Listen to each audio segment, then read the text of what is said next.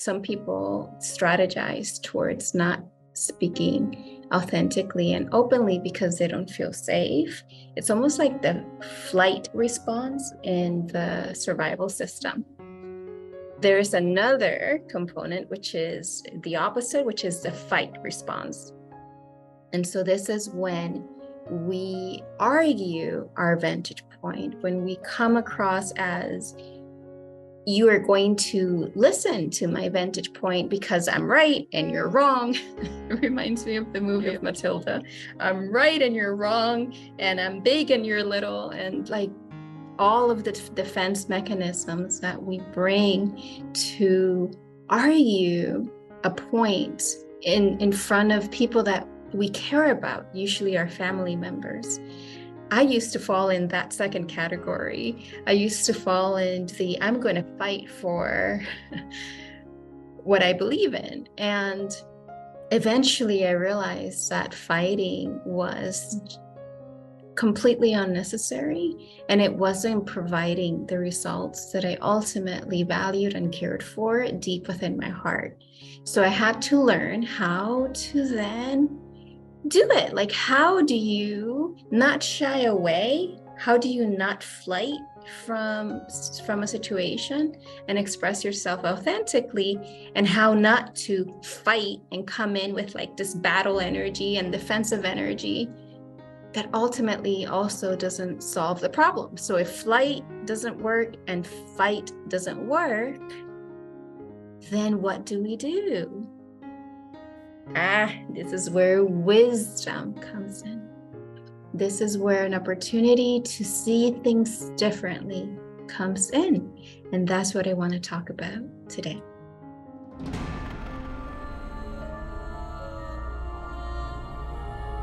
So we open ourselves to hearing a different way of being. We open ourselves to receiving new insights that could be beneficial for us. So we start with the intention of allowing whatever is beneficial for us to hear right now to be accepted, to be welcomed, and potentially that we allow ourselves to try something new, perhaps with our loved ones or the people that we meet or the people that we interact with. So how do you then bring wisdom to any relationship? I will just go ahead and say that when we can see the relationship as something that is always going to be beneficial for our growth, then we're starting to enter a different paradigm. It's not flight. It is a different paradigm. The Course in Miracles tells us that every single encounter is beneficial. Every single situation that you experience is beneficial. Now, if we could then be open to the possibility that that may be true, we might have a curiosity around that. How? How could every circumstance be beneficial, right?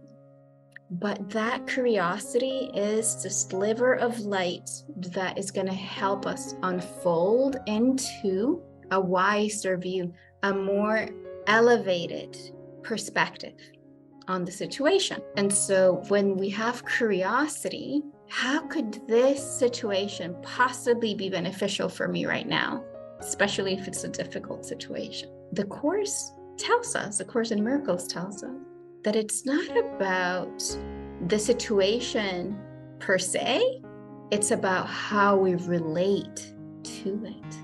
Now, so I'm going to bring it back to the topic that I wanted to share today, which is, how can we leverage this weekend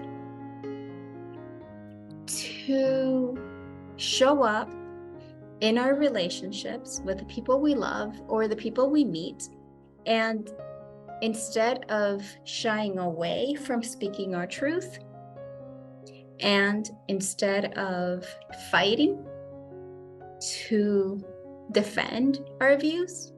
We do none of those. We don't flight, we don't fight. We simply show up differently. So here's one suggestion to try. Just try it. If it works, great. If it doesn't work, let it go. The one suggestion also comes from the Course in Miracles. So on chapter 17, forgiveness and the holy relationship. And if you're not familiar with the Course in Miracles language, a holy relationship is a pure relationship. Consider it like what we all want. We all want a relationship that feels good, that feels equal, that feels uplifting, that feels natural. And it's loving and kind and gentle and trusting and feels safe. That's a holy. Those are qualities of the holy relationship. So this is the tip that the Course in Miracles gives us that I am proposing that we try this weekend. So it says, only what you have not given can be lacking in any situation.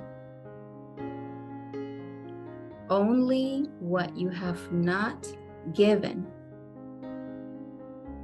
can be lacking in any situation. What does that mean? And you may argue, but I have been giving XYZ and I don't receive it back. So let's go into what might that mean. I'll use an example. When I started this whole healing journey, I came from an engineering and scientific background, and most of my friends were in that population. They were scientists and engineers, and they were not necessarily people that were looking to spirituality and healing and none of that. So when I would have these incredible insights and I would share them with some people, I would immediately feel defensive because I felt that my vantage point was not welcomed, understood, wanted. I didn't feel safe. And my mechanism when I didn't feel safe was to fight. Now I'm going to fight and defend and bring all of these data points and all of this scientific research and all, like, I would spend so much time trying to defend my vantage point. Something that was so true and so real to me, I had to now defend it, fight for my experience. So what the Course in Miracles says is, what is missing, I just closed the page, but what is missing in any situation is what we have not given.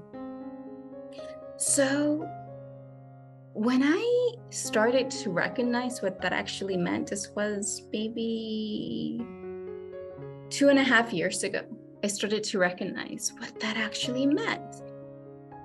And so I realized, wait a minute, that must mean that I am not giving my friends the opportunity for their vantage point to be valid. I am not giving them the opportunity to have a reality that's completely different from mine, and that's okay. So what was I doing? What I was doing is that I wanted other people to see my vantage point, but I would not see theirs. And this is the battle that we're constantly in with other people. We want our vantage point to be right. We want other people to be kind of like on board with the way we view the world. And if it's not in alignment with that, we almost like Look at the battle between politics, the left wing and the right wing, just as one simple example. So if we apply then what the Course tells us, then one way that we're not fighting and we're not fight or flight, one way to bring wisdom to the relationship is on whatever it is that I am experiencing with a partnership or a relationship, whatever it's present for you, authentically ask yourself, am I giving what I want to receive? So last week we talked about not feeling safe, speaking up. Then, if safety is what's lacking, can I be the one that offers safety? I know it's delightful. This is the path. This is the work. This is where freedom will bloom from within us to be the change that we want to see in this world. If we're not receiving safety, can we offer safety? And now I'm going to bring that home. It's going to be extremely difficult to offer safety to others if we're not offering safety to ourselves first. So I have to go, but that's the task, the practice for this weekend. Can I offer safety to myself first? And I will talk about that some more because there's so much to pull from that one. In my defenselessness, my safety lies is another quote from A Course in Miracles, which we're going to talk about another time. So I will bring safety to myself first. And then with as much courage and as much curiosity as to how could this possibly help me, with as much curiosity as I could muster, with as much courage as I can muster, can I offer safety to the people that I meet this weekend? Can I offer the thing that I feel they're not giving? If I'm not feeling valued, can I offer value? Can I see these people as valuable? If I'm not feeling worthy, can I see the worthiness in another being? Can I authentically see the worth in my partner, in my parent, in my brother or sister, regardless of how the relationship looks like? So if I want to feel worthy, can I see worthiness in someone else? So that's the gist of what I wanted to talk about today. Have a beautiful weekend. And as always, please leave comments, ask questions, and I'll see you next time.